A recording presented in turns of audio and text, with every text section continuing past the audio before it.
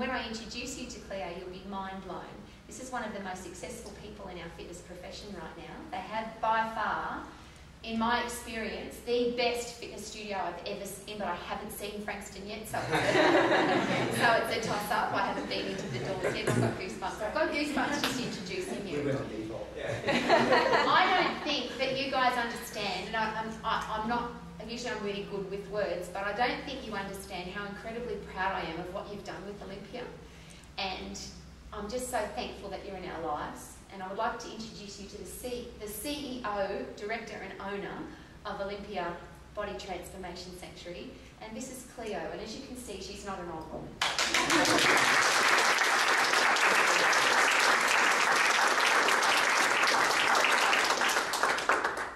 So, this is pretty exciting. As Rowie said, we have two of our own children graduating today, Florian and Luke, who are here, who I'll share a little bit about them with you as we go. So for me, my journey started, and I was in a very similar position to many of the graduates here, that 11 years ago I was graduating for the first time from my fitness certificates. And there was a big difference, was that the first time I did it, it wasn't through Max. And when I graduated, I was quite young, you probably tell, that was 11 years ago. And I was 17, I think, at the time, from memory. And I thought I really knew a lot of stuff and was totally killing it. And so I got my first job, which was at Fitness First, and I was frothing for it, and I was so excited. And I remember, you do your first few gift sessions. For those that are already training the peeps, you do the first gift sessions, and then finally, some peeps might start paying you for your knowledge. And I remember the very first person who ever got started with me or signed up, for use of words, and her name was Christy Jacobson. And she was probably only a year or two older than me at the time. And anyway, and how it got started was quite different to our process now. So I'm stretching her at the end of the session, legs like this. And I was like, oh, so, how did you enjoy the training? Well, I'm turning her into a gymnast. And she said, oh yeah, it was good. And I said, oh, so can you see yourself doing this and, ongoing? And she said, oh, yeah, I can. And I remember thinking, why? Because I thought, oh my God, and she was like, oh, how much does it cost? And I said, oh, well, for a 30-minute personal training session, it's this, and, a 45-minute personal training session, it's this, and for 1 hour, it's this, and, shaking at the time.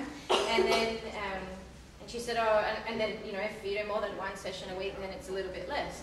And she said, oh, well, I think I'll do 2 45-minute training sessions a week.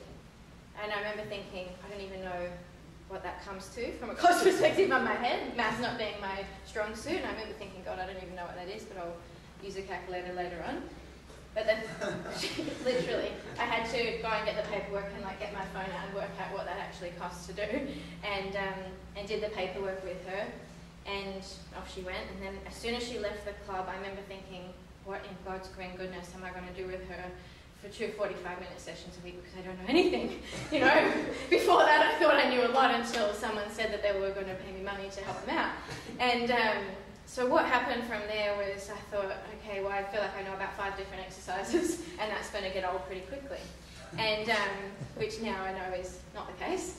But from that point, with her, and more people started training with me, I don't know why at the time, because I still feel like I didn't know anything, was that I felt that the way for me to keep those people on as clients was to keep them entertained, almost, for a better word, with always having something new, and every single session was a new exercise and something that was exciting and fun and different and interesting, and that was what my idea of maintaining those clients were, because of I guess a lack of sound knowledge in anatomy and physiology. And of course I learned that previously, but when I say learned it, I was taught it, and I don't think I ever really had a full understanding of all of that and how everything works and so on.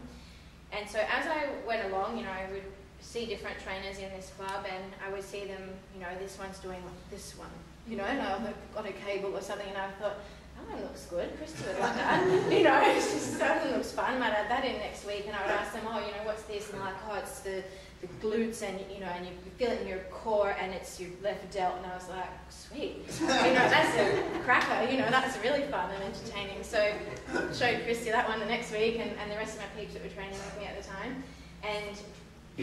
So this continued on, and it got to a point at that particular club that I was at the first time, which was a big commercial club, where I felt like I sort of outgrew it. The culture wasn't quite right for me, and so then I thought, all right, well, I'll go to another club. And did that, went to a different version of the same thing, essentially, and my clients were very loyal. Again, not 100% sure why, probably because I'm a really cool person or something, but they came with me to these places, and went to another club and met more personal training sort of guru types, and learnt more stupid exercises from them, and continued to entertain my clients, and that was really cool. And that continued on for a period of 6 years.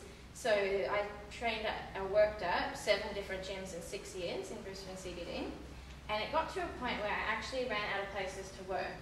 And the reason why I would go from each place, like I said, with the first one, something wasn't quite right. You know, the culture wasn't quite right. Maybe at another club, I remember the dynamic between the trainers wasn't quite right. Another club, the uniform was horrible, and I like to dress nicely. You know, at another club, things weren't maintained. It would take, you know, 3 months for a piece of, you know, exotic equipment I probably shouldn't even been using to get repaired, and so on. And it got to a point where I thought, well, if you think you can do it better, put your money where your mouth is, mate. So at that point, again, thought I knew heaps of stuff by then about training people, which I then, you know, within a few short months, I learned was not the case. But I really didn't know anything about the business side of things, you know. And so if I was going to set up my own facility, I didn't know how to run that, how do you structure that, how much is a treadmill? I don't know. So then that was when I found Max, and I applied to do my studies again from start to finish, and re-certify. And it was during that part of the qualification where I was like, oh God, you know, I was like traumatized the whole way through, thinking, gosh, I've been doing so many stupid things. Thank God never injured anyone, you know, but we probably could have been doing far more effective things with each of those clients. And what I took away from Max, which I'm sure, you know, many of you have as well, is that you don't need 500,000 different exercises in your toolkit.